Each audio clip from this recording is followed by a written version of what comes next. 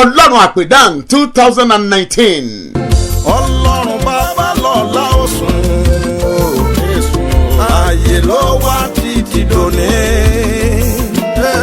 ìpè bàbá lọ́la kò ságbára ó ń ṣiṣẹ́ agbára ìdí 1930. gbogbo ènìyàn pátá la pè sí ìsọjí ìta gbangba tá a pè ní ọlọ́run àpèdán ti ọdún yìí, èyí tí CAC City of Praise ìdojúkọ Ògúnṣúà Grammar School yóò máa ṣe agbátẹrù rẹ̀. ìpàdé tọdún yìí la pè àkórí ẹ̀ ní a ó sì rí ògo rẹ̀ lára rẹ̀. nínú ìpàdé ńlá ni olúwa yóò ti máa lo àwọn ìránṣẹ́ ọlọ́run bíi evangelist Òjòadé, evangelist Dr. Bọ́láre, evangelist Rebecca Afọlábí, pastor Agboola àti pastor Banjo. bákan náà àwọn olórí ẹ̀mí tí olúwa yóò máa lò nínú ọlọ́run àpèdán ti ọdún yìí ni evangelist Olúmídé Fákúnlé, evangelist Tọ́pẹ́ Olútókun, lady evangelist Yẹmí David, evangelist Alaba Òní àti lady evangelist Fọláìwá Gbálájọbí. ọjọ́ 22 sí ọjọ́ 23 oṣù tá a wà nínú rẹ̀ yìí ni ìpàdé àdúrà ọlọ́run àpèdán ti ọdún yìí yóò máa wáyé lórí pápá ìṣeré Ògúnṣúà Grammar School Mòdákẹ́kẹ́ aago 5 ìrọ̀lẹ́ lójoojúmọ́. olùgbàlejò wa ni evangelist Ezekiel Ọláolúwa bàbá alákọ̀ọ́díọ̀n. ọlọ́run àpèdán 2019 yóò tún ṣe é